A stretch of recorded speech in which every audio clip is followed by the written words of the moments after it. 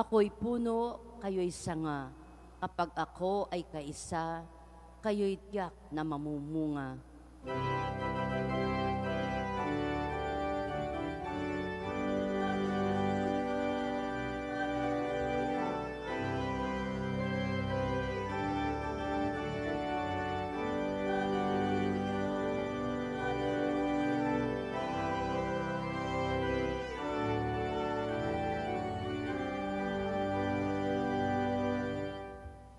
Sumainyo ang Panginoon. At sumainyo rin. Ang mabuting balita ng Panginoon ayon kay San Lucas. Papuri sa iyo, Panginoon. Noong panahong iyon, si Jesus ay tinanong ng mga Pariseo kung kailan itatatag ang kaharian ng Diyos.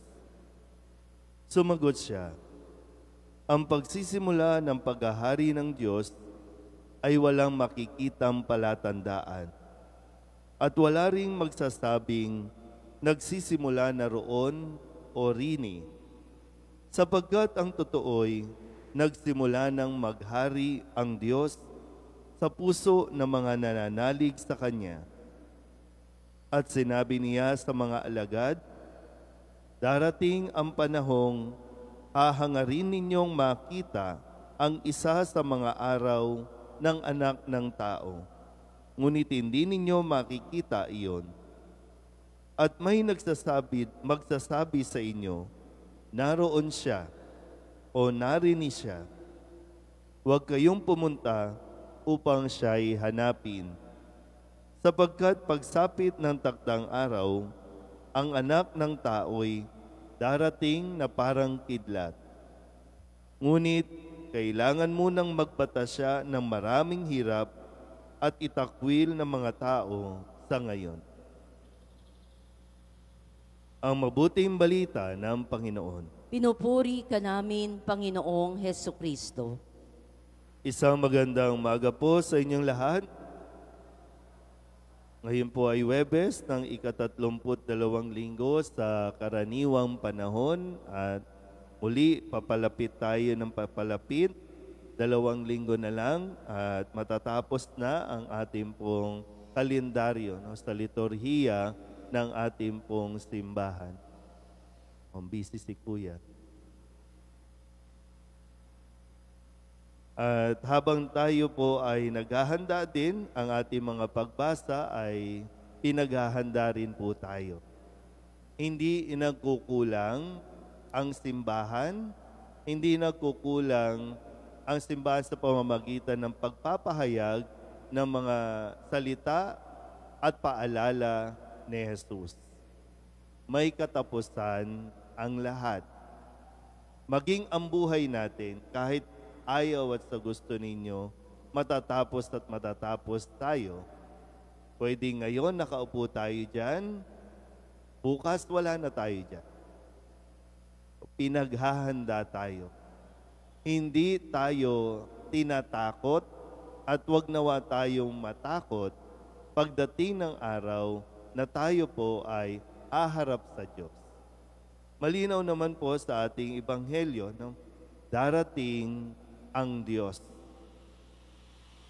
Hindi tayo ang darating sa langit. Darating ang Diyos para kunin tayo at dalhin sa langit. Malinaw po ba yun? Siyempre, yung mga taong handa, yung mga taong nanatiling tapat sa pananampalataya, yung mga taong nakinig kay Kristo sa kanyang paanyaya na magsisi at tumalikod sa kasalanan, yun ang kanyang kukunin, susunduin at dadalhin doon sa langit. Bakit marami sa atin, minsan po, kahit nga palasimba na, relihiyoso na kung ituring, lahat na ng dasal, memorized na. Pero kapag pinag-usapan yung, uy, malapit ka na, ayaw, natatakot. Ilang taon na ba kayo nagsiserve dito? Pero takot pa rin. Kaya binibigyan tayo ng paghandaan, maging handa ka. Hindi yung maging paranoid, hindi yung maging parang aligaga ka, kundi kalma ka lang. Kasi kung talagang, di ba, yung alam mo na ginagawa mo naman kung ano ang inihiling sa'yo o hiningi sa'yo, nagagampanan mo ang iyong tungkulin, okay ka. Pero tandaan niyo po, kahit may magsusumigaw daw, no, diyan sa labas, ngayon paparating yung mga malalakas na bagyo at talagang marami ang nawawalan ng buhay, nawawalan ng mga kabuhayan, marami naku kasi end of the world na. Pero ano nga bang ginagawa natin?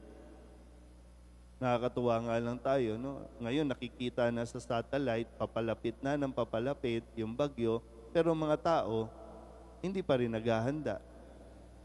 Kung kailan nandyan na, doon nagkukumahog na maghanda ng mga dapat na ihanda.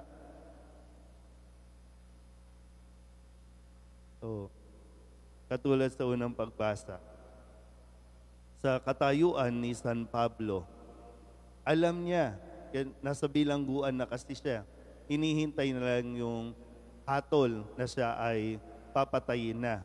So nasa bilangguan, so habang nasa bilangguan, anong ginagawa?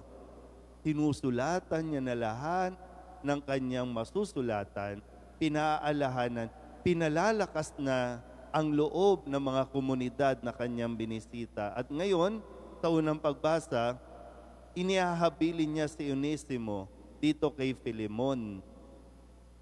Si Onesimo na isang alipin, ngayon na isa ng kapatid sa pananampalataya na nawa tanggapin ni Filemon kapag wala na si San Pablo. Dahil alam niya, anytime, pwede na eh.